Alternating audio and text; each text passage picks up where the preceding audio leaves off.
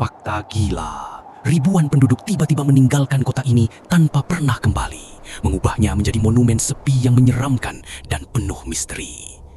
Tahukah kamu, di seluruh dunia ada ratusan kota yang kini hanya tinggal puing-puing, ditinggalkan begitu saja.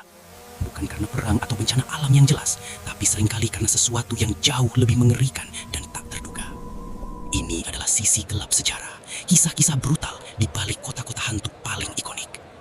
Pertama, mari kita selami Pripyat, Ukraina, sebuah kota modern yang dibangun untuk para pekerja pembangkit listrik tenaga nuklir Chernobyl. Pada 26 April 1986, semuanya berubah. Sebuah ledakan dahsyat di reaktor nomor 4 melepaskan radiasi mematikan. Dalam semalam, puluhan ribu penduduk dievakuasi hanya dengan barang seadanya, mengira mereka akan kembali. Mereka tidak pernah kembali. Mainan anak-anak berserakan, buku-buku tergeletak terbuka, dan jam dinding berhenti.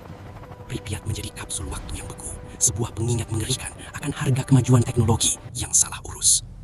Lalu, ada Centralia, Pennsylvania, Amerika Serikat, sebuah kota tambang batu bara yang makmur. Pada tahun 1962, sebuah api kecil di tempat pembuangan sampah memicu bencana tak terbayangkan. Api itu menyebar ke tambang batu bara di bawah tanah dan terus membakar hingga hari ini. Asap beracun keluar dari retakan tanah, jalanan retak, dan lubang-lubang misterius muncul menelan apapun di atasnya.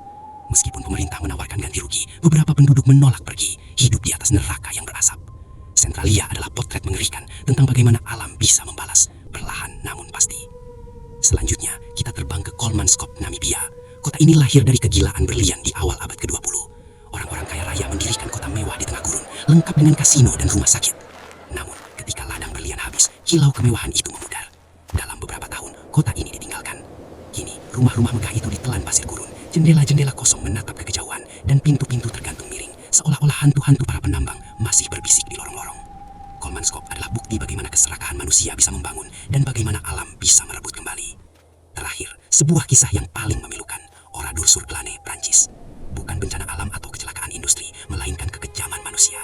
Pada 10 Juni 1944, tentara Nazi mengepung desa ini, mengumpulkan semua penduduknya, pria, wanita, dan anak-anak, lalu membantai mereka dengan brutal sebelum membakar seluruh desa. Hanya segelintir yang selamat. Charles de Gaulle memutuskan untuk tidak membangun kembali desa itu, membiarkannya tetap menjadi monumen pengingat abadi akan horor perang. Mobil-mobil berkarat, mesin jahit yang hangus, dan gereja yang hancur menjadi saksi bisu kebiadaban yang tak terlupakan. Kota-kota hantu ini bukan sekedar reruntuhan, mereka adalah pelajaran pahit, cermin refleksi akan kerapuhan hidup dan konsekuensi dari pilihan kita, baik karena ambisi yang berlebihan, kelalaian, atau kekejaman yang tak termaafkan.